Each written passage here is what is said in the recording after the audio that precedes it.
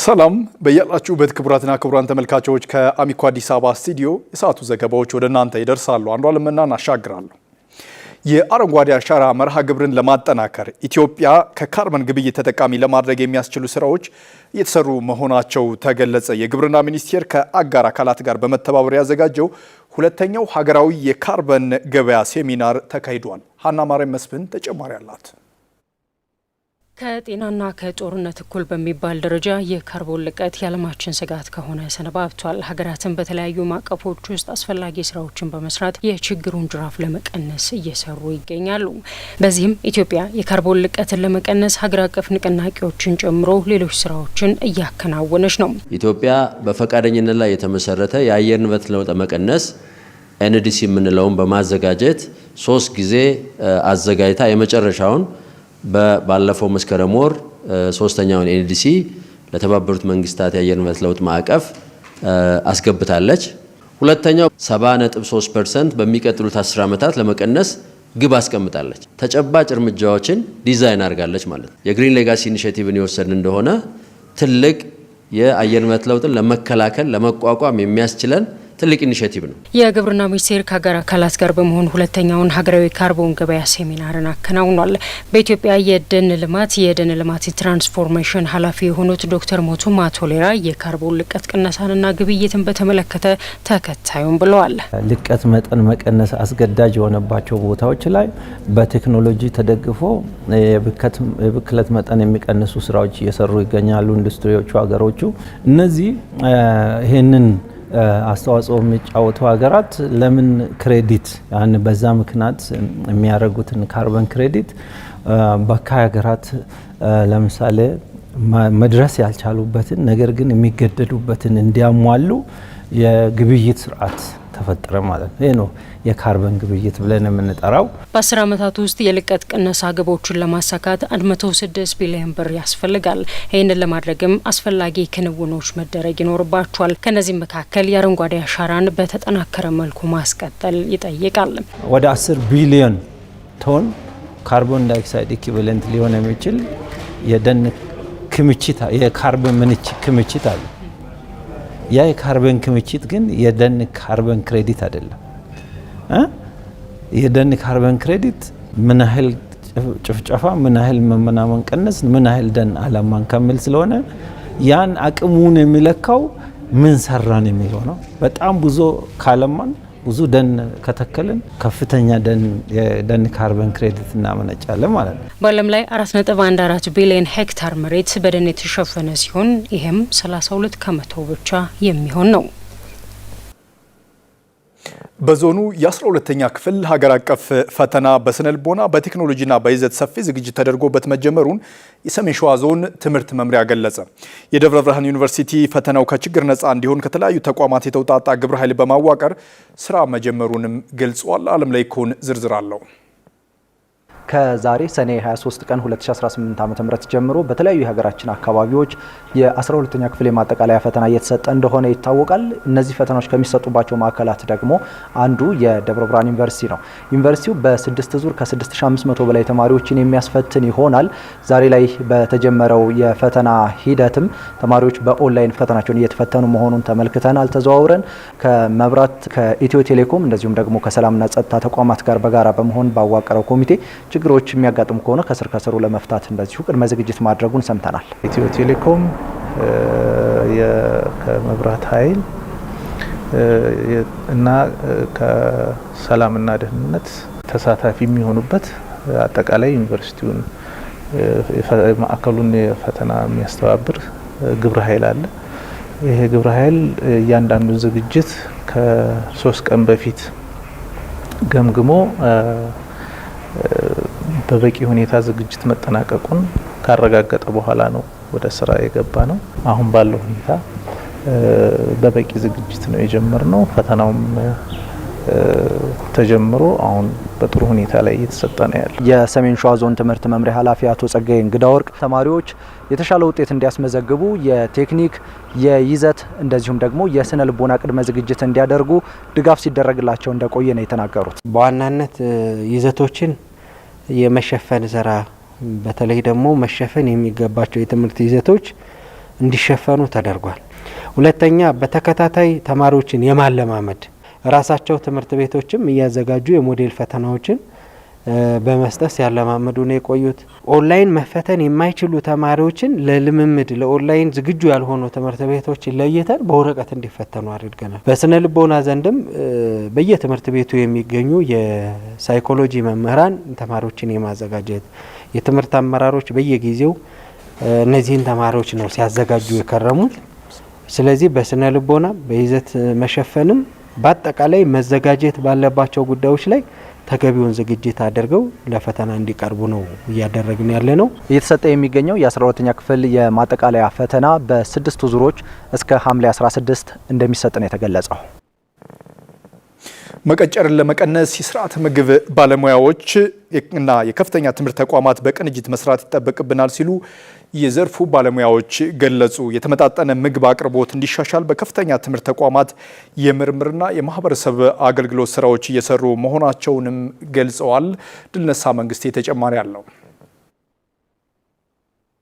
በአንድ ሀገር ፈጣን ኢኮኖሚያዊና ማህበራዊ እድገት ለማምጣትና ዘላቂ የልማት አቅም ለመገንባት ለዜጎች በማንኛውም ጊዜ የምግብ አቅርቦትና ተደራሽነትን ማረጋገጥና ጥራቱ፣ ደህንነቱና የንጥረ ምግብ ይዘቱ የተሟላ ምግብ የሚመገብ ጤናማ፣ አምራች፣ ረዥም ዕድሜና አስተማማኝ የፈጠራ ብቃት ያለው ዜጋ መገንባት ወሳኝ መሆኑን በ2011 የወጣው የምግብና ስርዓተ ምግብ ፖሊሲ ያስቀምጣል። በተለይ ስር የሰደደ የተመጣጠነ ምግብ እጥረትን ዜሮ ለማድረስና መቀንጨርን በእጅጉ ለመቀነስ እንደ ኢትዮጵያ የምግብና ስርዓተ ምግብ ባለሙያዎች ማህበርና ዩኒቨርሲቲዎች ያሉ ተቋማት ከፍ ያለ ድርሻ መወጣት ይጠበቅባቸዋል።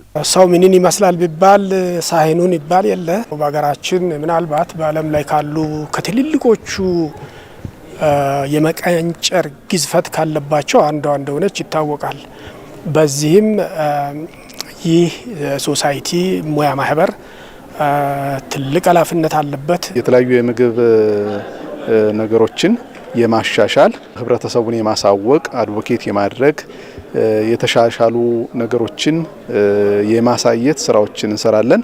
በባህር ዳር ከተማ ዙሪያና በክልል ውስጥ የተለያዩ አካባቢዎች ውስጥ ፕሮጀክቶችን ፕሮፖዛሎችን እየጻፍን እናሰለጥናለን፣ እናስተምራለን። የምግብ እጥረትና ስርዓተ ምግብ አለመመጣጠን ችግሮችን መከላከል ካልቻን በሽታና ሞት ይከሰታሉ። ክብደታቸው የቀነሱ ልጆች ይፈጠራሉ። እናም ከባለሙያዎችና ከከፍተኛ የትምህርት ተቋማቱ ውሃ የሚያነሱ መፍትሄዎች ያሻሉ። የሰቆጣ ዲክላሬሽን አለ። እሱም ትልቅ ኮንትሪቢዩት እያደረገ ያለና የመቀንጨርን ይቀንሳሉ ብሎ እየተሰራ ያለ ፕሮግራም ነው። ኢቫሉዌት ተደርጎም ትልቅ ለውጦች ታይተውበታል። የሰው ኃይል ማፍራትም ከዚሁ ጋር አብሮ ተጓዳኝ ነው። አሁን የት ደርሰናል የሚለውን ደግሞ ሊለኩ ይገባል።